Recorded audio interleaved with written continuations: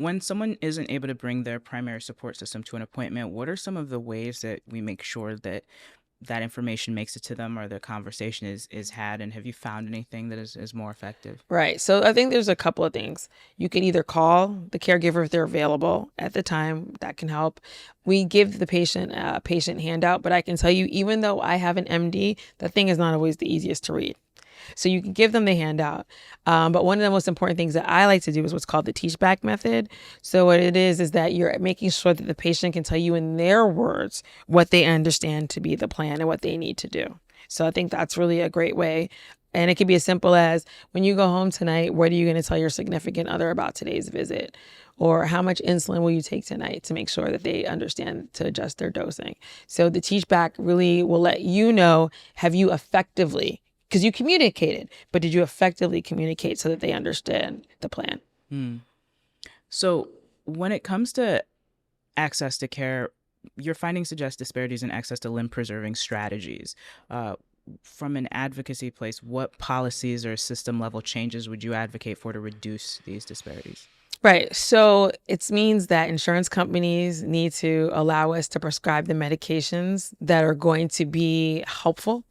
So these newer medications that are on the market have actually shown the ability to help with peripheral arterial disease. So those are the GLP-1 receptor agonists, SGLT2 inhibitors. But yet there's still some insurance companies that give us a hard time and don't want to pay. They want us to prescribe sulfonylureas, metformin, so that they fail first before they'll allow us to prescribe. So that would definitely be one policy change.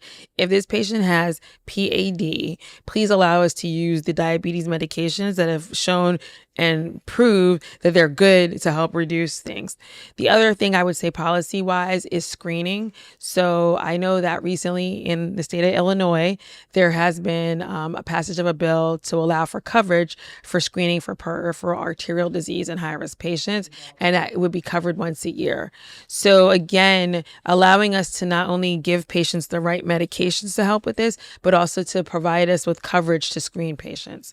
We want to do preventive care before things hit the fan, ideally. Are there any emerging therapies or technologies that you believe could also significantly impact DFU care and amputation prevention in the next couple of years? Yeah, there are some things on the horizon. There are people doing research on different solves and creams that can be used to aid with wound healing. Stem cells have also been proposed as a way to help accelerate wound healing. It'd be nice to see more access to that. And then also there's some socks that you can use, like I mentioned the mat by Podometrics earlier, but they're actually socks. There are companies that make socks that can be used to help predict changes. So I think if we have insurance carriers that will pick these things up, including the Podometrics mat, it's covered by some insurance, but not all.